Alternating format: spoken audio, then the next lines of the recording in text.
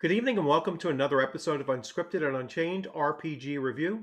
I am DM Bloodworth, and as you can see by the graphics, today's video is a kind of a revisit to a discussion that I was having on the Legion of Myth Sunday afternoon segment 2 chat session. And the topic there was the fact that Wizards of the Coast is planning on swapping the term race from Dungeons and Dragons to species. And my argument then, and my argument I'm going to reiterate tonight, is that this was a virtue signal from Jeremy Crawford, supposedly righting a historic wrong in Dungeons and Dragons, and yet no one really, no one significant, I will say, was actually pointing to this as being an issue. Uh, I have never encountered anyone who, in 40 plus years of playing the game, I've never encountered anyone that says, "Oh, you know what? It's so wrong to call um, humans and elves and dwarves and halflings and half orcs and whatever as races." That's a terrible thing. And even if we did adopt species back then, or I mean, we kind of understood that they were different species. They were not always compatible with each other. Which, if you look at the definition of species, um, different species have different physical characteristics that define them, that or differentiate them. There's no disputing it. So uh, a dog and an alligator are totally different species, even though they both walk on four legs. There's You would be hard pressed to say, oh well, they should be able to crossbreed. I mean, they're totally different species. You wouldn't call them races either, because in the game, once they did start using race, which wasn't until AD&D First Edition, when you would choose a character class and a character race, and I'll get into why they made that change. But even in that instance, they were still using race and had always used race as a game mechanic and not as an identifier, any different than what elves and dwarves and halflings were in previous editions. So it was always just a game mechanic. And so by changing race to species now, it's not really making a meaningful or impactful change on the actual gameplay. And so it's a virtue signal without any virtue attached to it, because there was no underlying problem that you're trying to address with it, not a real one. And that's the reasoning that I have adopted, that this is not something that we should really concern ourselves with.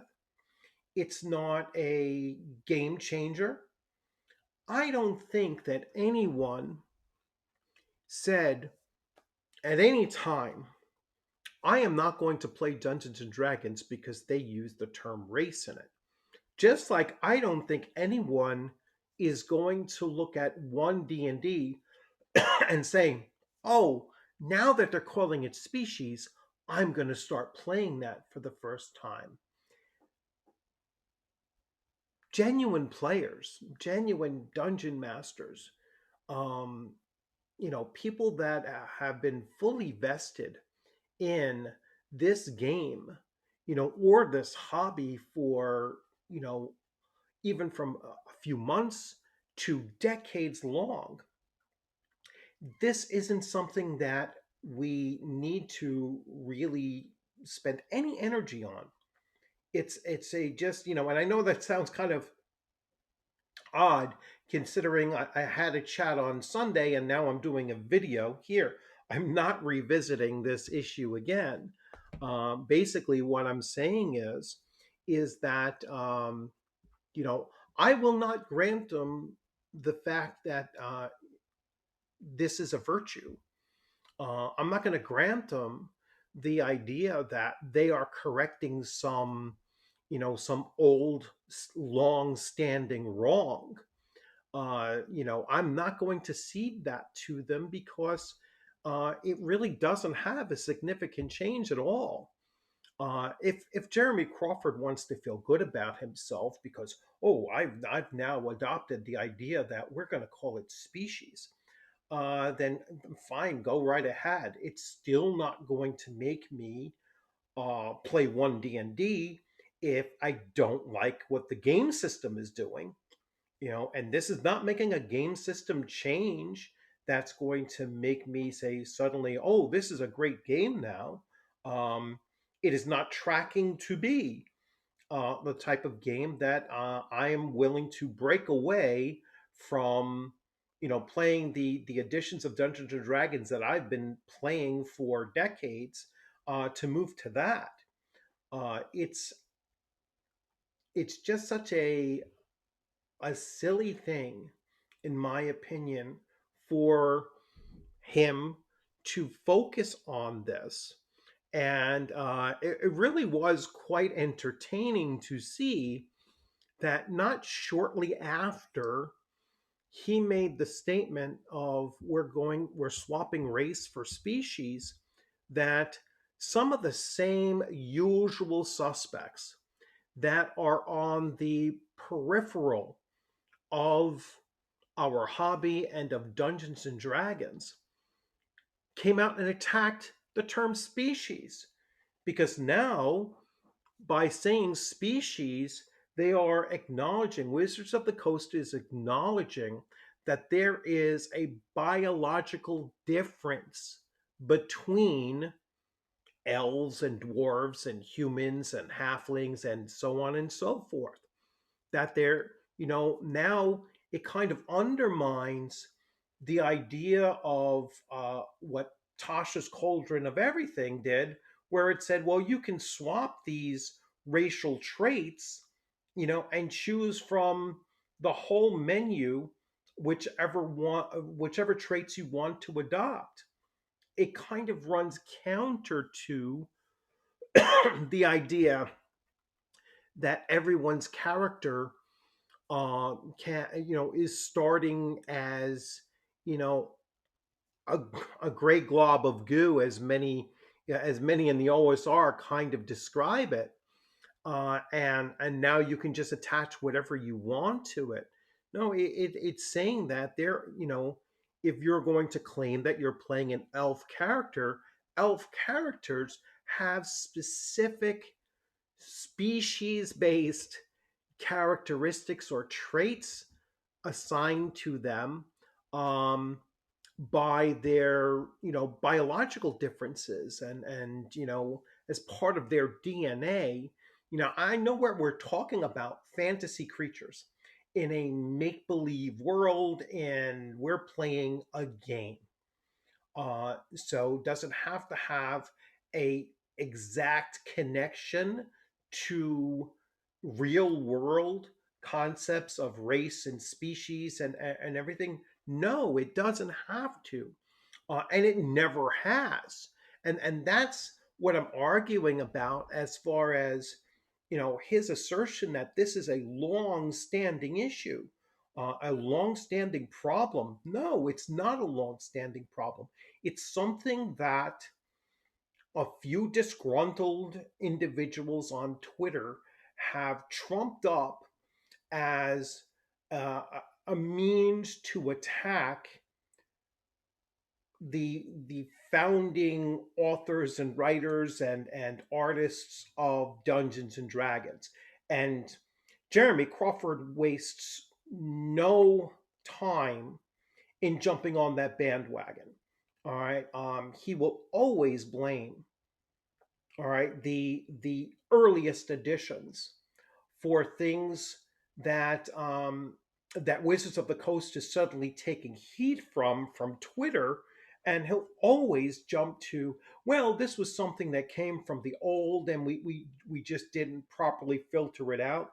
I'm referring to like the Hazody thing with Spelljammer, and no, that's not how they were in either Star Frontiers or in the second edition, AD&D second edition's variation of Spelljammer. This was a Wizards of the Coast 5e introduction, all right, of this issue, but instead Jeremy Crawford was like, oh no, this was something that came from the past and we didn't correctly identify it and vet it out. No, it wasn't from the past. It was from his clock, on his clock, that it was introduced. You know, what they considered to be problematic was introduced by Wizards of the Coast of today. So again, I I invite you to go look at the earliest editions, right? So I went back, and it is not here. It is not in the Holmes edition. It is not in Moldvay Cook edition. It is not in Menstner. It does not first appear as you are choosing a class and a race until AD&D first edition, and it is only a game mechanic. It is only a system to assign certain attribute modifiers, assign certain racial traits, to impose a level limit, and it was all meant, or in some cases, a class limitation as well, and it was all meant to create a gameplay balance between those class and race choices. All right, because the fear was on the part of Gary Gygax was that if we don't make this differentiation, no one would ever play a human character. All right, human characters had to be given something to to let them stand out when you had the other demi-human races who were coming with quite a number of very useful racial traits, such as infravision, or being able to move silently in the woods, or in natural settings, or to be able to detect traps on a higher ability, or um, gradation of natural rock inclines and declines, um, being immune to certain things such as charms, or sleep, or and so on. So there was just a number of built-in advantages to playing demi-humans. And so humans were given the advantage that they had greater versatility. So a human character could play any class, and human characters could go up to the maximum level in all of those classes. I mean, sometimes they might have a limitation based on their attribute score, that they would still only have a maximum, but as a racial benefit, they were able to go all the way up to the maximum in most cases. So, and again, this was a game mechanic. This was not saying that race A is more is superior in any way to race B. There was never anything that orcs, or an analogy to to African Americans, or blacks in general in the real world. Gnomes were not Jews, or any of this nonsense. that has literally just been spawned out of the Twitterverse in these last 3 or 4 years. Um, that is the revisionist history of Dungeons and Dragons, where it's like, oh no, these have been problems all along. They never were. All right. And they still aren't in the older editions because they don't make that connection to the real world. And I'm gonna put it out there and say most like 99% of the DMs and the players, we're just playing the game. We're not including all of this stuff. This is stuff that they're talking about on Twitter, and that's it. It doesn't take place at 99% of the game tables. And to Jeremy Crawford and anyone else at Wizards of the Coast, this swapping of race for species is not going to make a single additional sale. All right. It's also not going to cost any additional sales either. No one cares about this.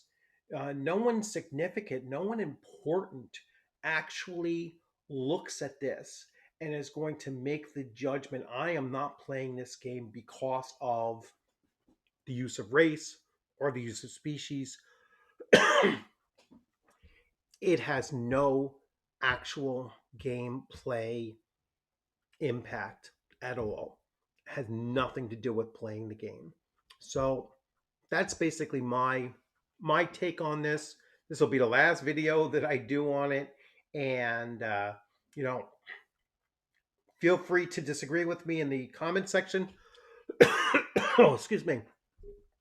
And if you like this video, please give it a thumbs up. If you hadn't subscribed, please consider subscribing. And as always, I look forward to seeing you on the gaming screen or soon in live play, at some upcoming, conventions.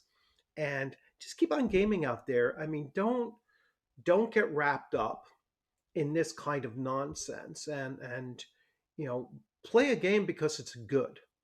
Look at a game system and say, hey, you know what? That looks like it's going to be a fun game to play.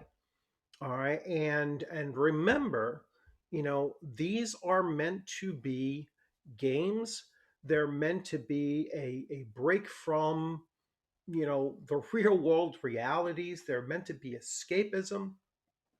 And all you should be concerned about is, you know, am I having a good time with the people at my table? All right. Are we enjoying ourselves? Are we playing the game?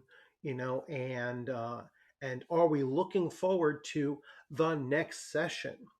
All right.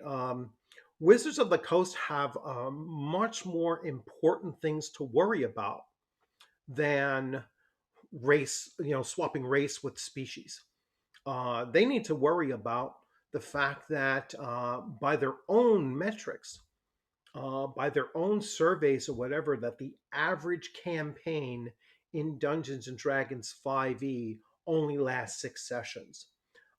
That is something that they should be concerned about, because that is speaking to the fact that their game system is not evergreen. Their game system is not conducive to any amount of longevity of campaign time, that players are not getting the same opportunity to develop their characters and to, more actively role play.